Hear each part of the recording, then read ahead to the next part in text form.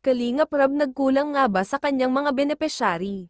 At kapatid ni Krista, nakakamangha siya. Isang magandang araw po sa inyong lahat mga kalingap. At pakiusap ay sana ay hindi nyo po makalimutan ang mag-like at subscribe mga kalingap. At paunawa po ay atin pong munang tapusin ang kabuuan ng istorya. Nang sa ganun ay atin pong maunawaan ang nilalaman nito. Simulat sa pool naman talaga ay atin nang nakita kung ano ang tunay na layunin ng Team Kalingap. Lalo na sa mga benepisyari, lalo na ni Kalingap Rab. Sa dami ng tao na gusto na sila ay matulungan, ay isang bagay ang masasabi natin lalo na sa mga Kalingap Angels. Sabihin na natin na isa sila sa mga mapapalad, kahit sabihin na natin na tinulungan sila ng mga sponsor.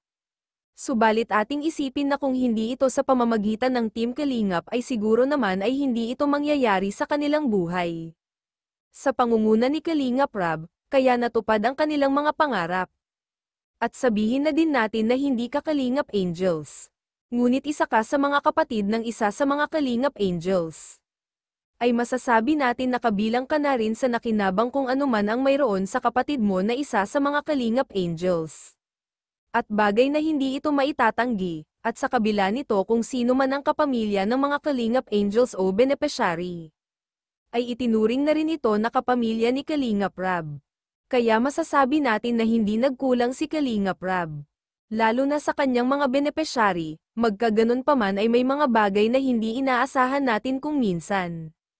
Kagaya na lang nga nang nangyari kamakailan lamang kay Kalingap Rab. At sa totoo nga lang talaga ay masakit ang nararamdaman ni Kalingap Rab sa ngayon. Parang ganito nga kasi ang nangyari, dahil ang makatanggap ka ng mga salita na hindi mo inaasahan lalo na't malapit sa'yo. Ay napakasakit nito, at bagay na nangyari na nga ito. Kaya pansin ng marami na talagang dinamdam din ito ni Kalingap Rab. Kaya maski ang main channel niya ay naapektuhan, at halos nakafocus na si Kalingap Rab sa kanyang personal na mga mahal sa buhay sa ngayon.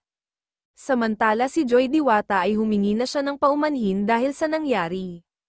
Bagamat hindi naman siya ang gumawa nito, dahil marami ang naniniwala kay Joy Diwata sa kanyang may magandang pag-uugali at magandang kalooban, at pinatunayan ni Joy Diwata na hindi pa rin siya nagbago.